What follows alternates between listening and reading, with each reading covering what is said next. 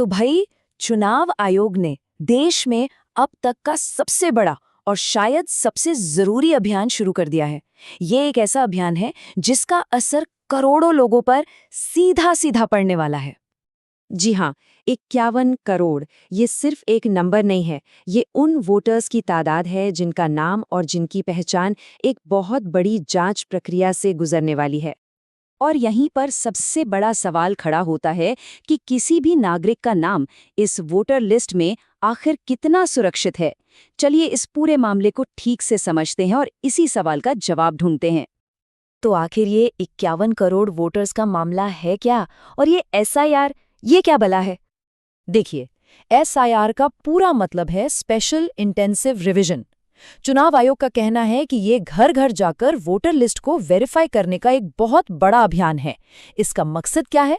मकसद है 100% साफ और सही वोटर लिस्ट तैयार करना, जिसमें से मरे हुए लोगों, डुप्लीकेट नामों और जो लोग कहीं और शिफ्ट हो गए हैं उनके नाम हटाए जा सकें। और सुनिए, ये कोई छोटा मोटा अभियान नहीं है। ये देश के 12 राज्यों और केंद्र शासित प्रदेशों में एक साथ चल रहा है, जिनमें उत्तर प्रदेश, तमिलनाडु, पश्चिम बंगाल और राजस्थान जैसे बड़े बड़े राज्य भी शामिल हैं। लेकिन जैसे ही ये अभियान शुरू हुआ, इस पर एक बड़ा विवाद भी खड़ा हो गया। जहां एक तरफ इसे एक जरूरी मकसद बताया जा रहा है, वहीं दूसरी तरफ इस पर साजिश का आरोप भी लग रहा है। चलिए दोनों ही पहलुओं को समझते हैं। यहाँ पर ना दोनों पक्षों की दलीलें समझना काफी दिलचस्प है। चुनाव आयोग का कहना है कि भाई ये तो बस लिस्ट की सफाई का एक रूटीन प्रोसेस है। वहीं दूसरी तरफ कई विपक्षी दल ये आरोप लगा रहे हैं कि ये असल में गरीबों, प्रवासियों और अल्पसंख्यकों को वोटिंग के अधिकार से ही बाहर करने की एक साजिश है।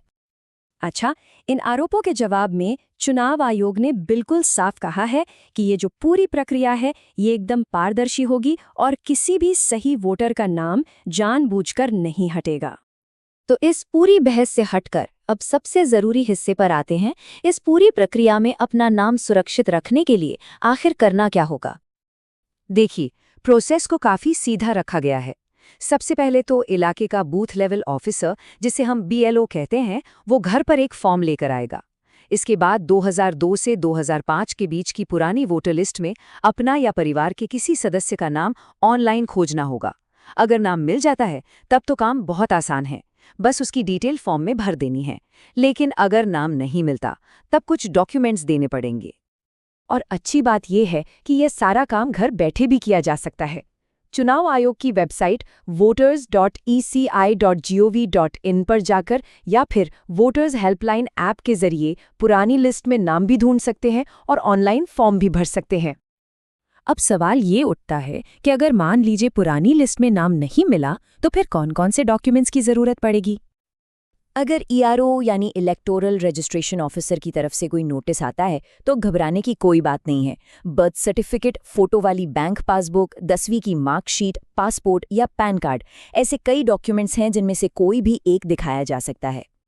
लेकिन हाँ, एक बात ध्यान में रखना बहुत जरूरी है। आधार कार्ड पहचान के लिए तो इस्तेमाल हो सकता है, लेकिन इस प्रक्रिया में ये अकेला काफी नहीं होगा। इसके साथ कोई और डॉक्यूमेंट भी देना पड़ सकता है। और ये नियम ये सबसे ज्यादा महत्वपूर्ण है। अगर किसी का जन्म 1 जुलाई 1987 से पहले का है तो सिर्फ कोई पहचान पत्र दिखाना काफी नहीं होगा। उन्हें अपनी जन्म की तारीख या जन्म की जगह का कोई पक्का सबूत देना ही होगा। ये अनिवार्य है। ये एक बहुत बहुत जरूरी पॉइंट है। चलिए अब आगे बढ़ते हैं और देखते हैं कि इस पूरी प्रक्रिया की जरूरी तारीखें क्या हैं और अगर किसी को मदद चाहिए तो कहाँ संपर्क किया जा सकता है। देखिए, समय बहुत कीमती है, इसलिए इन तारीखों पर खास ध्यान देना होगा। 4 दिसंबर 2025 तक घर घर जाकर वेरिफिकेशन खत्म हो जाएगा।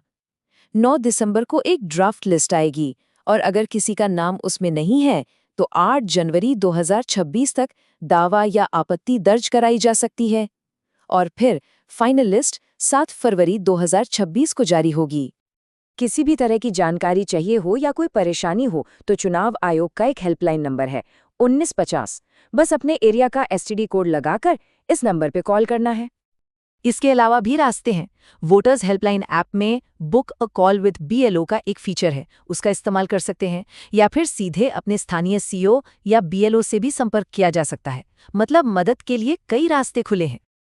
तो इस पूरी जानकारी का सार यही है कि जागरूक रहना, समय पर अपना फॉर्म भरना और डॉक्यूमेंट्स को तैयार रखना सबसे ज्यादा जरूरी है, क्योंकि लोकतंत्र की सबसे बड़ी ताकत हर एक नागरिक का वोट ही तो है और उसे किसी भी हाल में खोने नहीं देना है।